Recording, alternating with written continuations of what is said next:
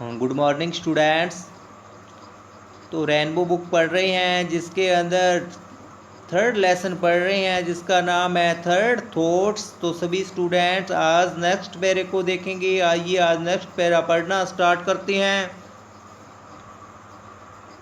By but incredible mean I found a purchaser for the drawing at 50 pounds. There is no need to tell, for the point of this narrative resides not in bargaining with collectors but in bargaining with my own soul. अब इसकी हिंदी देखिए। अब यह किस्सा सुनाने की ज़रूरत नहीं है कि किस आश्चर्यजनक तरीके से मैंने एक ग्राहक ढूंढ लिया जिसने मुझे इस चित्र के 50 पाउंड दे दिए, क्योंकि इस कहानी का उद्देश्य यह बताना नहीं है कि मैंने कलाकृतियाँ खरीदने वालों से किस प्रकार सौदेबाजी की थी, बल्कि यह बताने में है कि मैंने कैसे अपनी आत्मा से सौदेबाजी की थी। साउल का अर्थ होता है आत्मा, कि मैंने कैसे अपनी आत्मा के साथ वो कलाकृतियों को खरीदने के लिए सौदेबाजी की थी। The astonishing fact reminds that I achieved का अर्थ होता है प्राप्त करना, achieved A profit of 49 pounds 10 and was duly elected. I then began to think. चमत्कारी तथ्य यही है कि मुझे पूरे 49.5 पाउंड का फ़ायदा हो गया और स्वाभाविक ही था कि बहुत खुश हुआ। फिर मैं सोचने लगा, अर्थात क्या है, उस चित्र को बेचने था। जब मैंने खरीदा और उसे आगे बेचा तो मुझे प्रॉफिट अर्थात लाभ हुआ। आगे देखो नेक्स्ट पैरे को।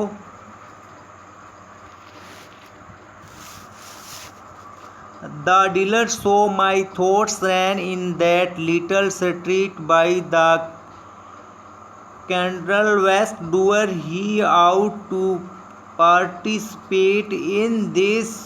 मेरे विचार इस प्रकार चलने लगे कि उस चर्च के पश्चिमी दरवाजे की छोटी सी गली में वह जो इस चित्र का विक्रेता था,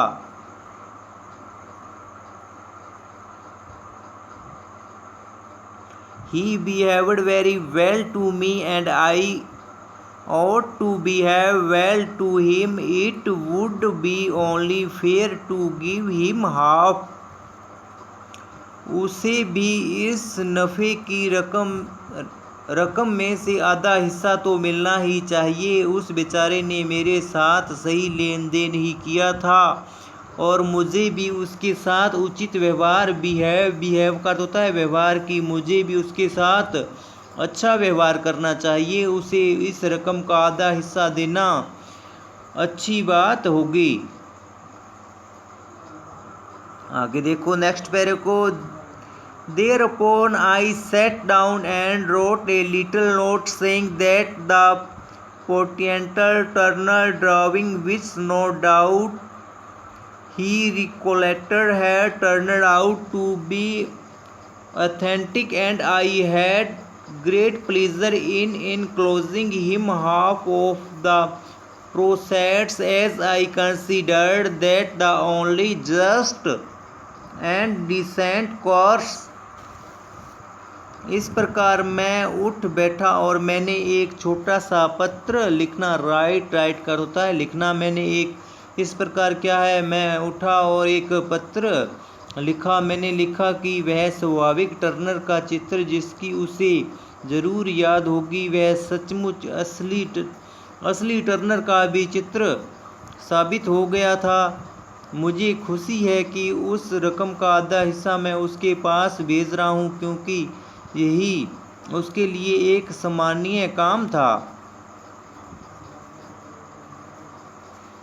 Having no stamps